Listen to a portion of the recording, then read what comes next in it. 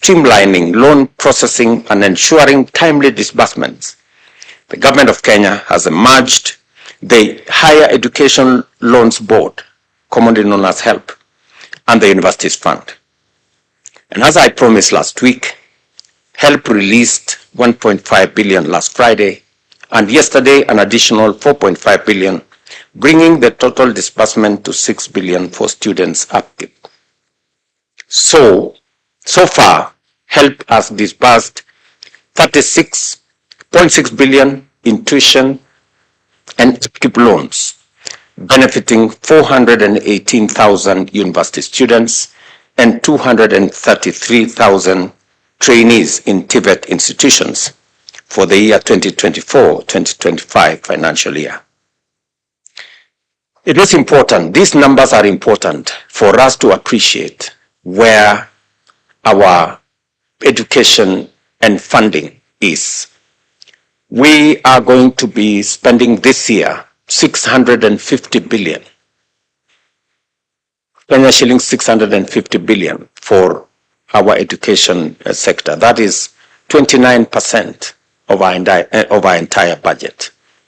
We increased that amount slightly to cover the 76,000 additional teachers we hired in the last 2 years, and also the additional classrooms that we are building.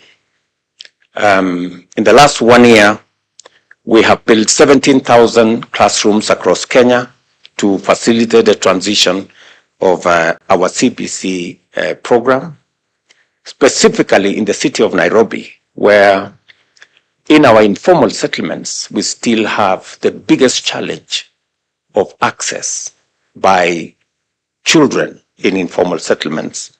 Last year, I did an affirmative action for the city of Nairobi and provided an extra 1 billion shillings to build 500 new classrooms. I'm very happy that that process is underway, working with the members of parliament of the city. Additionally, we will be looking at the budget again this year, because in the city of Nairobi alone, we have a shortage of 3,000 classrooms.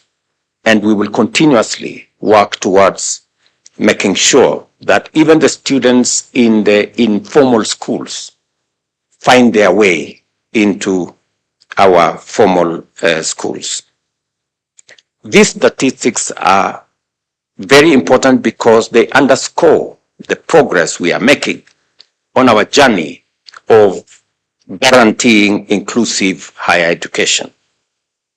Ladies and gentlemen, I must briefly mention another key reform underway in our education system, which complements the efforts to improve the relevance and applicability of education, as well as its capacity to offer effective pathways for developing skills and talents of learners.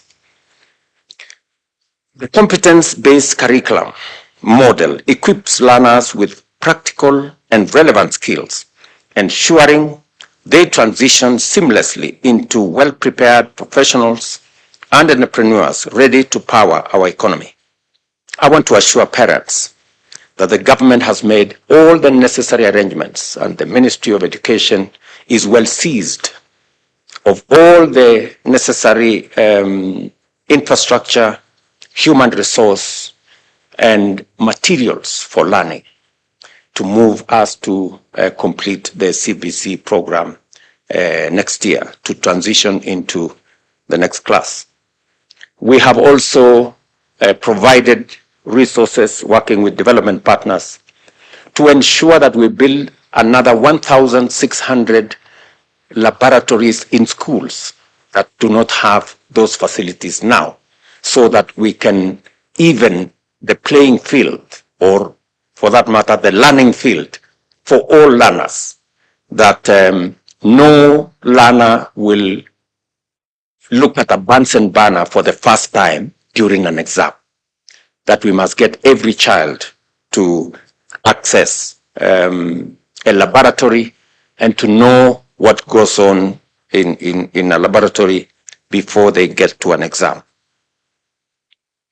And progressively, we are targeting schools that do not have such facilities, many of them in rural Kenya,